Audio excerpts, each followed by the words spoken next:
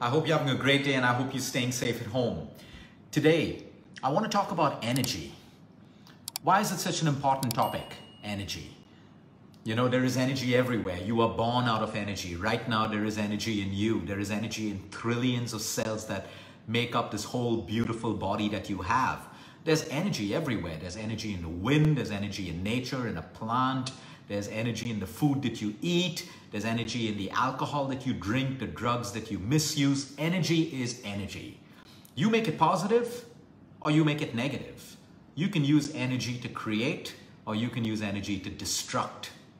Your disease can be handled in a way where you channel right energy into healing, or it can be so destructive that your attitude and your negative approach towards your condition or what's going wrong in your life can actually destroy you. So you see, there's no such thing as good energy or bad energy. Energy is energy. We make it good or we make it bad. It's up to us. Today we're going to learn simple ways on how we can change energy. Yes, we can. You don't always, energy healers are great, all of that stuff, but you have the power within you to change energy right now, within you, in your relationships, with your disease, with your struggle to lose weight or gain weight or whatever it is, in your career, in your business, wherever the energy is poor, you have the ability to change it. And we're going to learn how to do that today because we're all given the tools within us. On the outside world, there's complication, there's technology, there's artificial intelligence, there's all of these things outside. I don't have a problem with that unless you ever forget that you have an intelligence within you which is way more powerful than artificial intelligence, way more powerful than anything on the external world.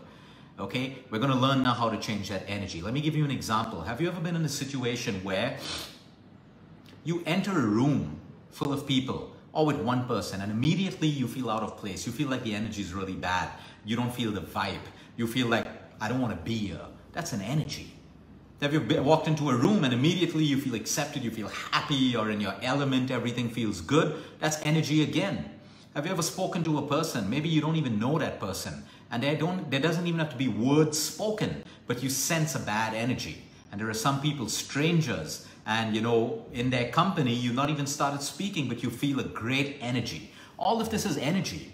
We create it, other people create it. We contribute towards it. Sometimes we get entangled in it. And when we get entangled in the wrong energies, that wrong energy drains us along with other people, which is why drawing boundaries is so important, even in your own families, especially when you're dealing with people who are sick, when you're dealing in toxic relationships, toxic bosses, all of that stuff. You have to draw boundaries. You can't go on changing jobs and changing relationships and changing your parents and all of that stuff. At some point, okay, life gives you what it's given you, and you need to draw boundaries. Where you got to let go, you got to let go. Where you got to accept, you got to accept.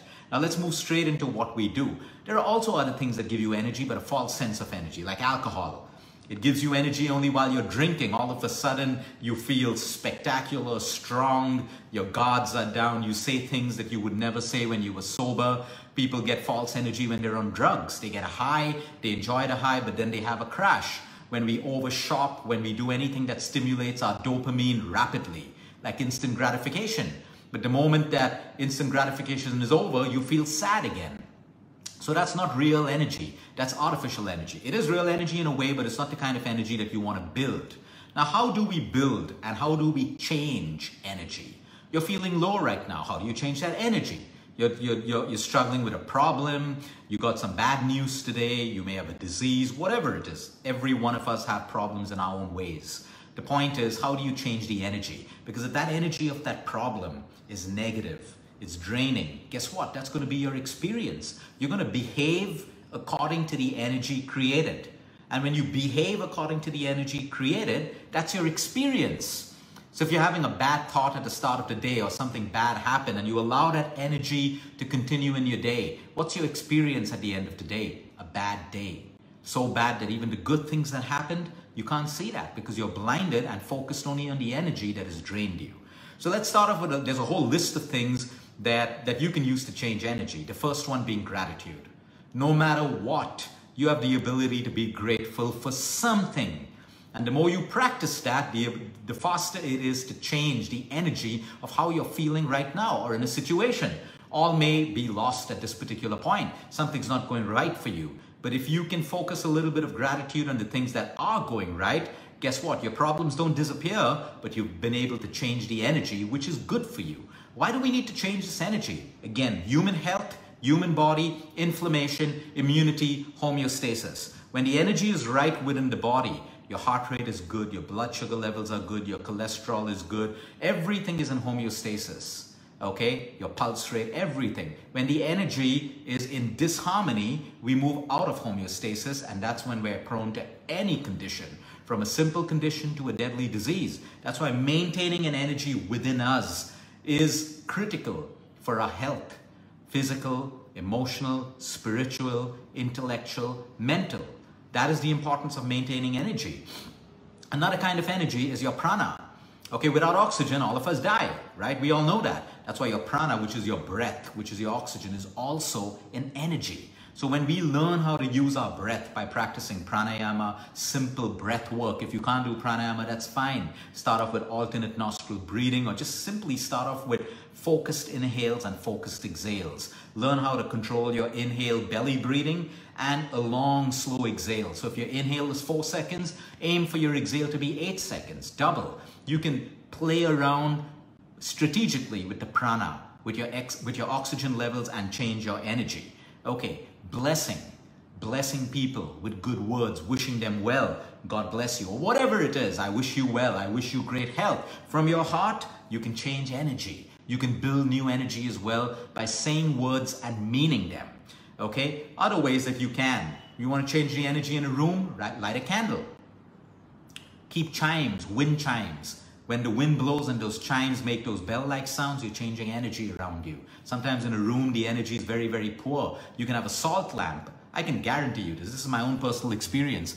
When someone from my team gifted me a salt lamp and I put it in my clinic, I can swear the energy of that room changed. In fact, my patients will walk in and say, hey, we feel great in your room. I can guarantee you that a salt lamp, and it's scientifically proven as well, can change the energy of a room. So things like candles. Of course, if you're using candles in rooms, be careful of fires and make sure you're using purely chemical-free candles. You don't want to light a candle and breathe in the air and damage your lungs, because a lot of candles out there with fragrances, a lot of agarbattis outside are filled with carcinogenic elements. So you want to make sure that you're buying quality candles, quality agarbattis. These are great things for you to have to change energy. Sunlight, what a beautiful natural energy. We naturally feel great when we're in the sun at the right time. So make sure that your windows are open, you allow some sunlight in if you live in places where you have sunlight, or natural light. If you don't have sunlight, there are certain countries across the world that don't get sunlight, but allow natural light to come in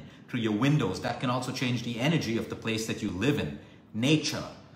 Take a walk in nature, spend more time, grow more plants, the right kind of indoor plants, outdoor plants, have a garden if you can. If you don't, you live in an apartment, you have a balcony. Grow as much of nature as you can. This naturally changes the energy as well for you. The power of words. They say there is power in the tongue. The tongue has the power to create and also destroy. The power of words. You can hurt someone with the worst words and they'll never recover from it. At the same time, you can heal someone with your words. All of us have the ability to use our words to create harmony and create great energy. You know that you can change the energy of an entire room, an entire company, your organization, your relationship with your children by using the wrong words. You also know that you can do the opposite with the right words. So you have the power of using words from your heart, meaningfully felt. A lot of fake people out there, they say things for the sake of saying it all the time. I love you has become the most carelessly used thing. I love you, I love you, I love you. It sounds great, you sound cool, but if the person doesn't feel it, it's not changing the energy in any way. So make sure that when you really say something, guard your words, because every word you say, you plant a seed in your subconscious mind. So negative words about yourself or other people, you're planting those seeds in your subconscious mind. Positive words, healing words, compassionate words, words of kindness, you're also planting those seeds in your subconscious mind. Then, another way to change energy is silence. Sometimes when there's too much going out of control, just be silent. You do not have to say anything. It's better that you're silent. That can also change the energy. Okay, because when you're in a battle with someone, you're arguing, or a lot of people, engage themselves into something called gaslighting. What is gaslighting? You constantly provoke the other person to say things, to get angry with you. Like, in relationships or whatever, people know which buttons to press. Okay, and they press those buttons knowing that you'll react, and the fight goes on and on and on. These are very immature things. It happens. I do it. People do it to me still. It's like that. But we should be aware of it. We should be aware of gaslighting, and sometimes the best way to change that energy is silence. Just don't say anything. People don't have to force you, and they cannot force you. And by embracing silence at that point, you have the ability to change the energy within you and outside of you, with the other person as well. Your tone of voice can change energies as well. The way you say something with the right tone, a calm tone, an angry tone, it can chase the energy again. Understanding.